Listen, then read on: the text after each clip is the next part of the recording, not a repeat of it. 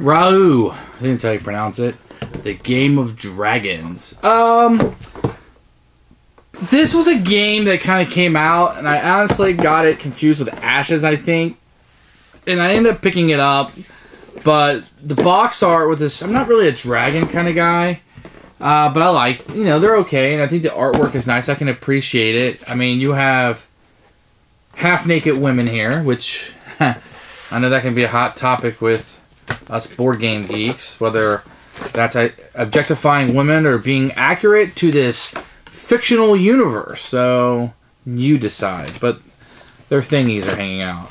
You got all these different countries that are dragons building, and this was something I was kind of excited about, if you will. This idea of racing to build these dragons, mechanical dragons. It's kind of neat, something a little bit different. I mean, it wasn't a zombie, which I adore.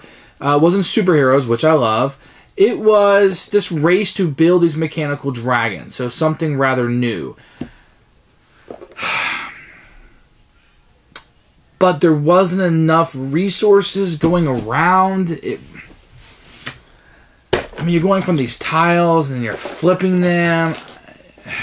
But you do have great components. I mean, these dragons are neat. And you have very colorful worlds here. At the end of the day, it may have been too simplistic to be interesting. Now, non-gamers are probably going to be trumped up with all these icons and what they do, which are rather simple, to be honest. So, once you explain them, there's not a whole lot going on. A couple currencies in the cubes, but it always comes down to 1 + 1 + 1 cube, or 3 of a type of a cube. So, and everybody's dragon's built the same. So there's not a lot of asymmetrical coolness to it, if you will.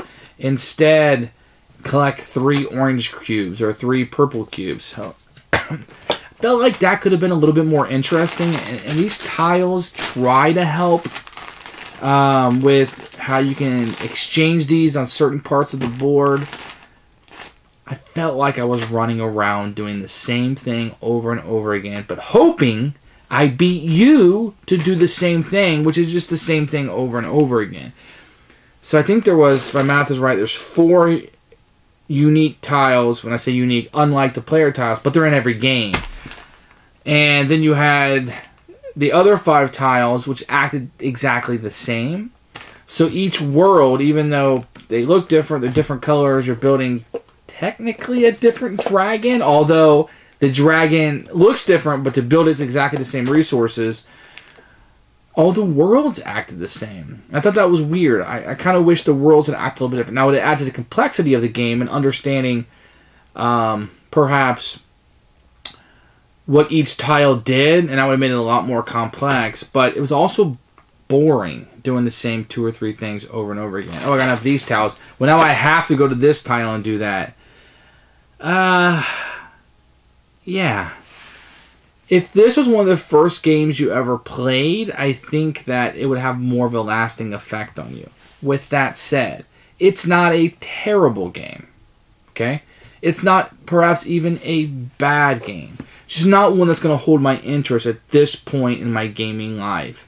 I would be interested. I wish I could almost go back in time and play this when I first started gaming. I think it would have had a better impact on me.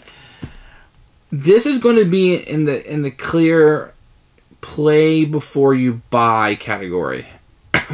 Most of us are going to pass this on buy. I'm not sure it's interesting enough. You know, I want to throw something on the table and get my friends into gaming, or I want to invite this couple over and maybe game with them more, so I will have something interesting on the table. I'm not sure this is it. I'm sure this is a game. I think this is a game people leave and go, that was pleasant. Now let's get on to the next game. That might be Ryu. While not terrible, maybe just bland. Which is incredible to say with this artwork and these dragon meeples. And it just looks fantastic to be like, to have no emotional or attachment to the gameplay at all. And the gameplay isn't terrible. It's just I wish the tiles had more to do. I almost wish that the dragons weren't exactly the same, so we're not all chasing the same cubes. It makes it symmetrical, but perhaps not as interesting. I mean, I was playing this guys, which are amphibians, sharks, with all this stuff. But they acted exactly like these purple guys and these frog guys who like the things in the air. They're building this blimp, but they acted exactly like the guys who were in the water. I mean, I was super excited to be these shark guys. I thought they were really cool. But it's just pasted on there. It's just art. It has no bearing in the game. I'm not really the shark people. And I honestly, I don't understand also why I'm a dragon moving around when I'm a shark. So here's the dragon piece I move around on the board. I guess this is what I'm building, although they all look the same, but when you look at the art, they're all different. I get what they were doing here. These are cool. I'm nitpicking here, but I really wish I was different. I wish my characters had done something, which they don't. So it's going to be a purge for me. This is not going to be something I'm going to keep around, and you're just moving around in a circle on the game, and you can move this way and that way. And there were times where, like, I was just kind of waiting around for things to be flipped back over. And the other person had, because they had cubes, and maybe managed their cubes better, or got lucky with the management of their cubes. So a purge. Unfortunately, a purge, because it's a beautiful, beautiful game. Let's take a look at the components row. At first, which is very noticeable, are these huge, gigantic dragon meeples. These are fantastic. And there's one for each color. And these are just phenomenal looking. And these will really stand out on the table. You will get a sheet with the dragon a shield with the dragon that you're trying to build with some of the most fantastic artwork in games. And it has this really nice what you're trying to build, the cost of everything, and what your dragon will look like at the end. And I'll show you a couple of these because they're worth taking a look at. And each player is trying to race to build one of these dragons. It just looks phenomenal. Now, the only bad thing about these shields are you won't get to see yours. I'll put that down. I thought it looked weird. But you get to look at everybody else's because this is what you'll be staring at most of the game, what things cost. We're going to have cubes, little yellow cubes, and cubes of different colors. And be drawing them from this bag. And the rarest of all cubes, the dragon bones, are white, and they're in here. You can see all these cubes. You will have some chips, nice and thick. Some chips of different, 3 or 4 different kinds, and they have great artwork on them. Very beautiful looking. Let me show you this one. So the artwork is wonderful. The art in the game is just fantastic. You have a bunch of these tiles that will go across the board. Some of them are double-sided to be sepia, and that's going to be important when you play the game. So each color is going to have a player color and a non-player color. So this is what a player color has, an icon on it.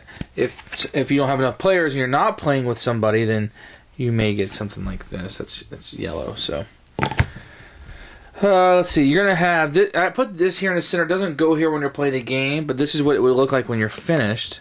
So when you're just trying to create I think these dragons are like mechanics or robots, if you will. It will look like this in your player area, not in the middle of the board. And every time you build it, if you can kind of see on here, it kind of looks like a blueprint, if you will. And then when you build it, you can see the actual one. So your dragon will, quote-unquote, come to life. So you'll build these in order A. And this is the resource cubes you'll need to build it. Either 3 orange, 3 blue, or 3 purple. And you flip this over. And whoever flips all these over and builds this will win. You're going to have a couple of player aids. And this is going to be for setup. How many cubes are going to be in the game based on the number of players. And what it costs to build things, which is really important. Those are components. The artwork is phenomenal in this game. I mean, if you look at each tile, it's going to look very different. It's a little city. I mean, really, these icons are what matters. And they may look like gibberish to you now, but they're very easy to use. These icons in the game are very easy. And each dragon that you're trying to build for your people, I guess, their home world kind of makes sense with it, if you will. So, like, this one right here, you're going to be building this. This looks like a shark. very water, amphibious type of world. And your dragon will be amphibious looking. So that's the one that I'm showcasing here. So very cool. So components are top notch, out of this world. Great job with the components. The rules for Ryu are a little odd. So it's one of those books that are printed in multiple languages, so you're stuck with this really thick rule book. It's just hard to maneuver because there's so many languages. But okay, so you have a few pages or a page of some of the components, but it's very confusing. And it took me quite a while to figure out which tiles, maybe it was just me, but which tiles to include in the game and which not. It took me a while to figure out what was considered a player tile and a non-player tile. They're never really defined. It took me quite a while. And then you have a picture of setup, which is nice. And it kind of goes through the different actions. But for some reason, for such a simple game, it was very confusing to me. And it took me a little while to grasp my head around what the book was trying to accomplish. Now, that's not to say, and this isn't Mega Civilization or Advanced Civ or some kind of deep game like Kanban or something. You're going to pick this up rather quickly. There was just something about it, and I think it was the difficulty I had with setup and figuring out what a player tile was, what a non-player tile was, and matching the colors up. I think that's what really threw me off at first. But it's a simple game, and I think the book made it just a teeny tad harder than it had to be. And I may have just had something that didn't click in my head that nobody else is going to have a problem with. And that's, to be fair, that's totally feasible in the problems that I had here. But otherwise, solid rule book, not great or bad. But I did have a little difficulty. Maybe it just didn't click in my mind.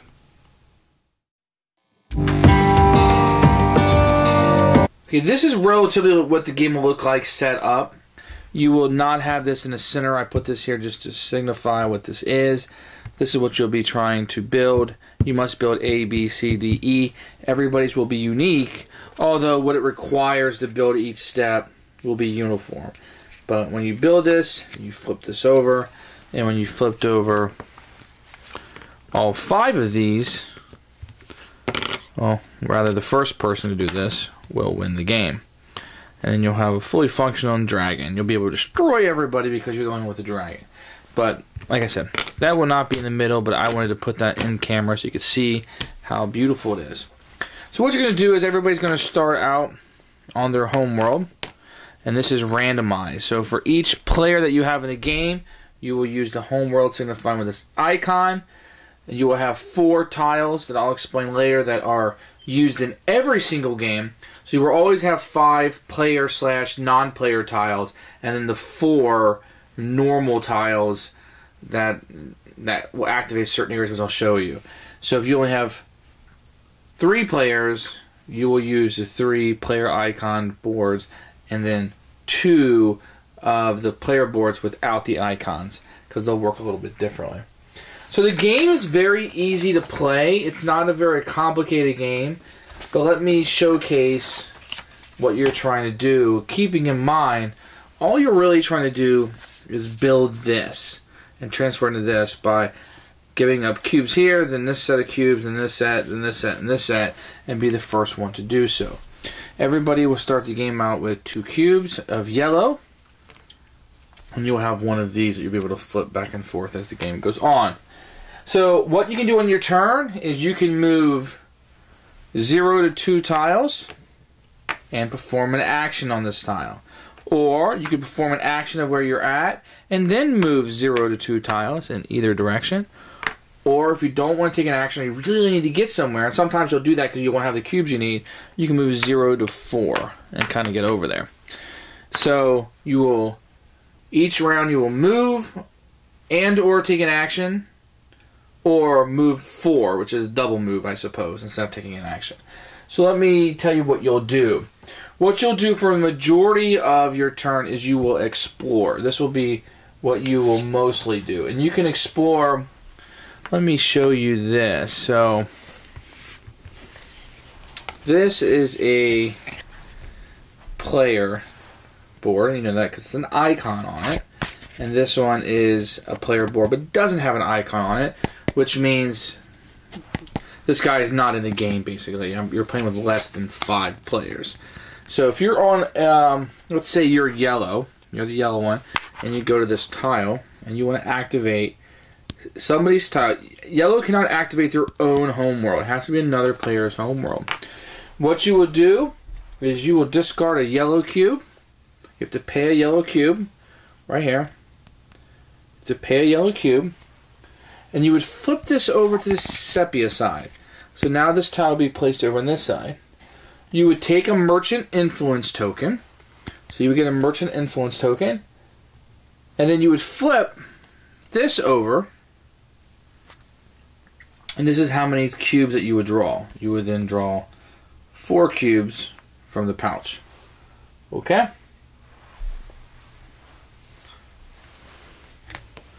So you go into the pouch.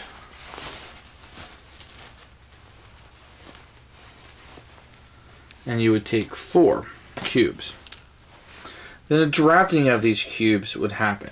It's going to happen between you, I'm yellow, and the person's island that you went to. In this case, blue. So then we would draft these cubes.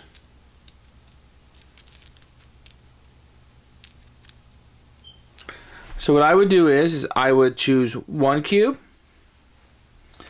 Blue would then choose 2 of these cubes, and I would get the last one that's left over. So that's when you're activating current player's island. Okay?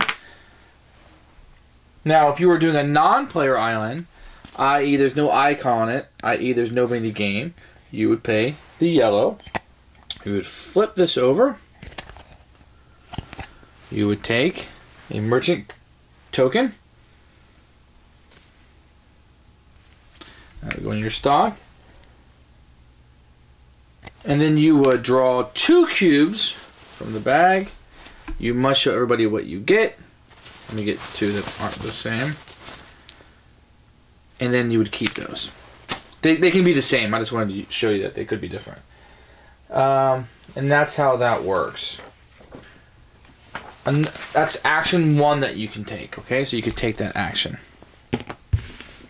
Action number 2 is you could build one of your blocks. So say you had enough here to build a portion of your thing.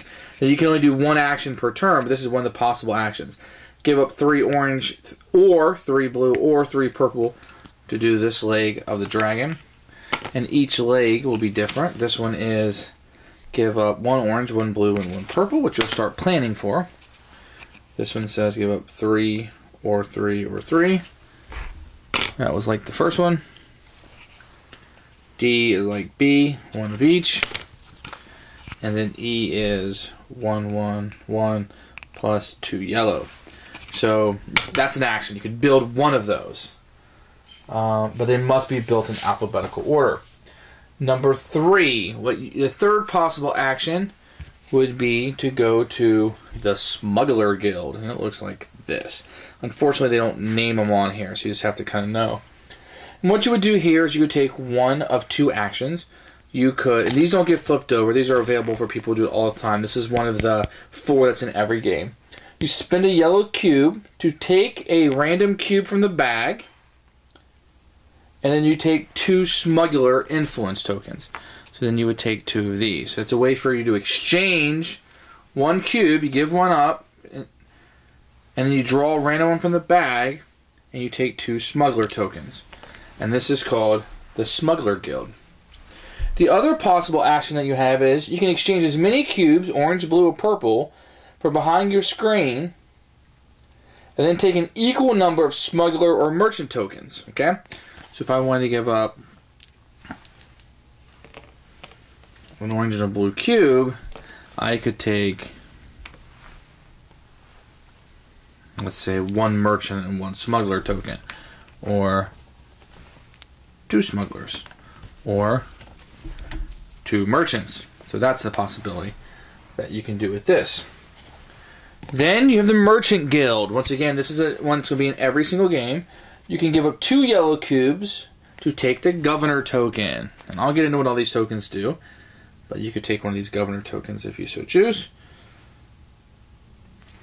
But you have to give up 2 yellow cubes to do so. Or you can give up 1 merchant and 1 smuggler token to get a yellow cube.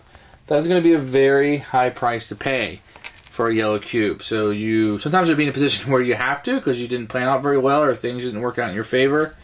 But you can take one of these 2 actions. The next one is the Bazaar. You can go here. This is going to be in every single game. You give up 3 merchant tokens to take a governor token. Or give up 3 smugglers. And you can randomly draw 2 cubes from the bag. Okay, you can take either one of those when you're there. It doesn't get flipped. So it would stay on the board. And then the last one, this is the 4th one that's in every single game.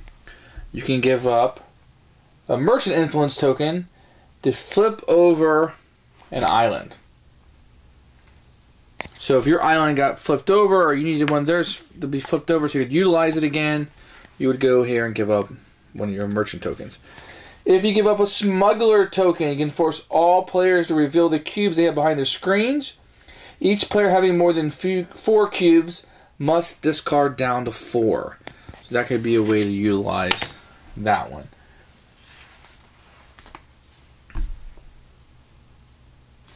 And that's kind of what you do with those. If a white cube is ever drawn from the bag, and this is a way to speed the game up. White cube ever, the player who drew it gets it, then everybody will take as many cubes they want in their hand, including it could be including the white one. Each cube is worth 1, and whoever bids the most, everything you bid is lost, okay? But whoever bids the most will immediately get to build one of their dragon steps for free, okay? And this kind of speeds the game up, and I think there's only 1 white cube in there, so when it's drawn, that auction will take place. And that's a speed up mechanism, if you will, to the game. And you'll be thankful that happens sometimes as the game ever slows down. And that is Ryu, and that's kind of how it plays. And that's what the pieces would do. Keep in mind that really what you're doing is you're moving around the board and then you will activate these. If it's a player board, after you activate it, it will be flipped over, and then once they're all flipped over, they all get flipped over but 1. So, or you could pay the resource to have it flipped over, which is one of these, but hope somebody else doesn't get to it before you do. So that can be very powerful. And just kind of going around in either direction, activating these, trying to get the cubes that you need to do that. So it's kind of a weird race, if you will, but also getting the cubes and hopefully the draw, and sometimes you'll draft the cubes like I showed. An interesting game and very easy to learn. You know, just it's a matter of learning these icons, but really, 5 of them are going to work pretty much the same. You know, and the only difference between whether you draft them, if it's a player's board, or if it's a board without a player because you're not playing with the full complement of 5, then you just get 2. And you have 4 other ones that just kind of break the rules and do a little bit different things. So not very complicated in general. That's Ryu.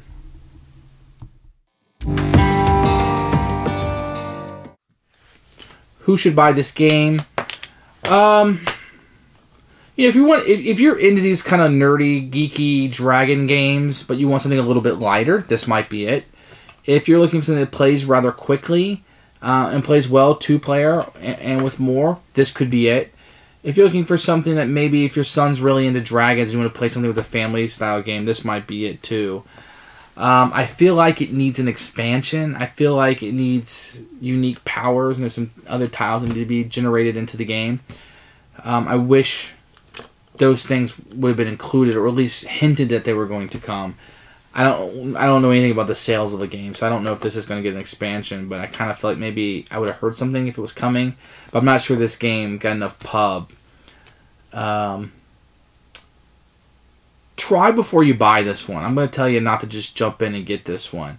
This is something that I'm not even sure I'd go out of my way to try, but if you're at a con and this game really seems interesting, then maybe try it out first. That's Ryu. It's going to be a purge for me.